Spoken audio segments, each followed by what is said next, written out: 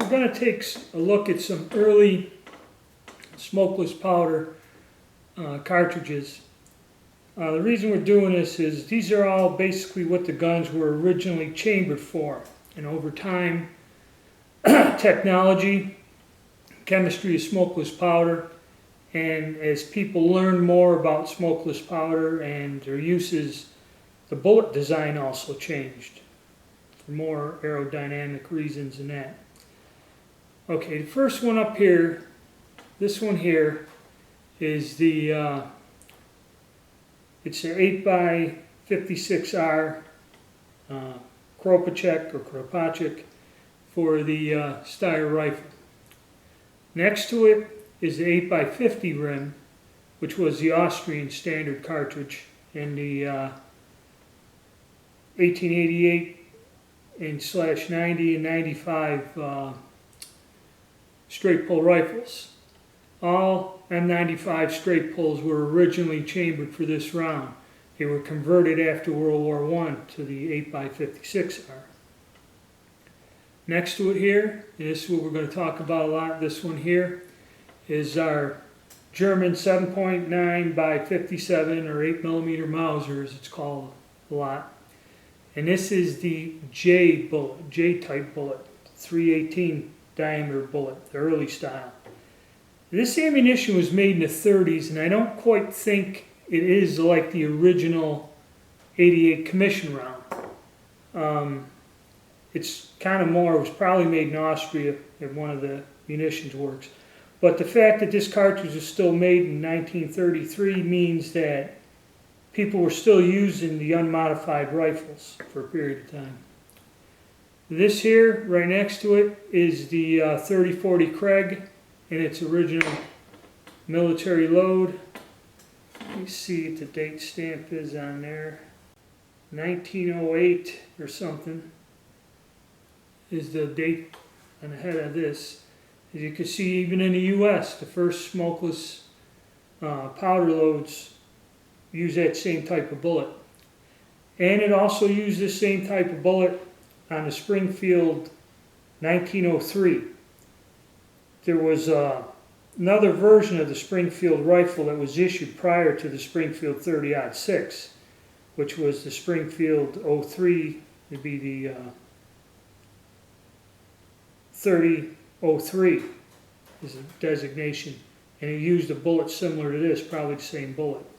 Then they went and changed the rifle in 1906, and that's where we had the 3006 or the 30-06 cartridge, which uses Spitzer Bullet. Now we get down to where a lot of 6.5 millimeter was also popular, other than the 7.9s and the 8 millimeters. This here is the 6.5 by 52 Italian Carcano, which they used this right up to World War II. They adopted the rifle in the early 1890s and never really changed the ammunition at all. Then here next to it is the Dutch Romanian 6.5 by 53 rim. It's the 6.5 cartridge that goes in that other little Steyr gun, or them little Dutch carbines. That's it here. This is a cartridge that was made in the 20s, and next to it I have 1943. This cartridge was made in Germany for the rifles somewhere. You see they still kept the very elongated bullet, but they just had a copper jacket instead of this metal, gliding metal one. So as you can see, all of these bullets follow the same design. When smokeless powder first came out, this is what everybody used in every caliber in that. And as time progressed and technology caught up, people realized they changed it to the Spitzer bullets. But these are the original ones. And the reason we have problems reloading for a lot of these old guns and calibers, and we don't get good results, has something to do with the bullet.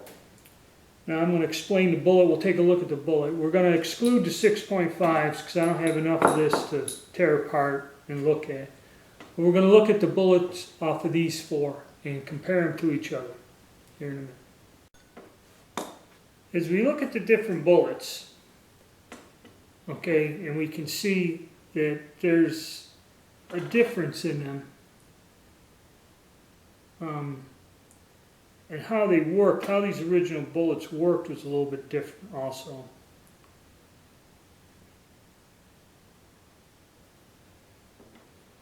These two here, the 8 by 50 Austrian and the one made for the German 8mm, both have a significant step here.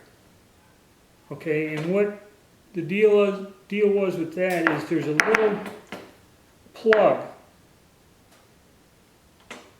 here, like in the base of the bullet, and where this heavy crimp is, when you'd fire it, it would expand out this back portion where the crimp is on here.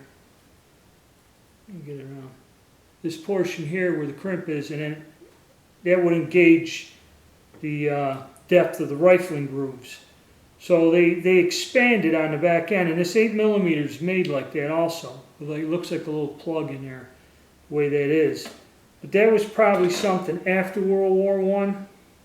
I believe the book told me the German round would look like this, but the base would be kind of concave, like this here, where the lead would meet up with the very edge of the bullet. This is a different bullet, but I think the base design was the same on this here, the German-made, original German-made ammo.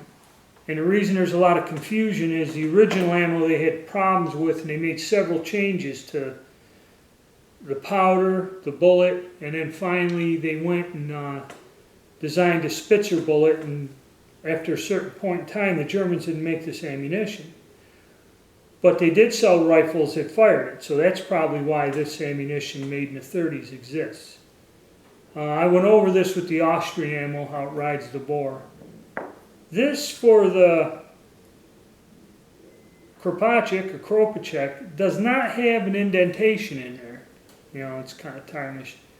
But it's straight and the walls are pretty thick, but it still looks like this plug in the back may or may not expand. I'm not sure. Of course, these were loaded also. I believe these bullets were the smokeless round. They had a black powder round, it was different, but I'm not sure. This is different from how these two here work. These are probably made by the same company. And this base is a 318 diameter. This one here is almost a 325, 324, 325, which 330 is the groove diameter. This also has a groove diameter, you know, the depth of the grooves of 330, but it's only like a 323 or something. So I guess they intended these bullets to expand out when fired to engage the rifle. That's how they work. Now the 3040 Krag is different. It's got a solid jacket, and the back end of it, I don't know if it's designed to expand.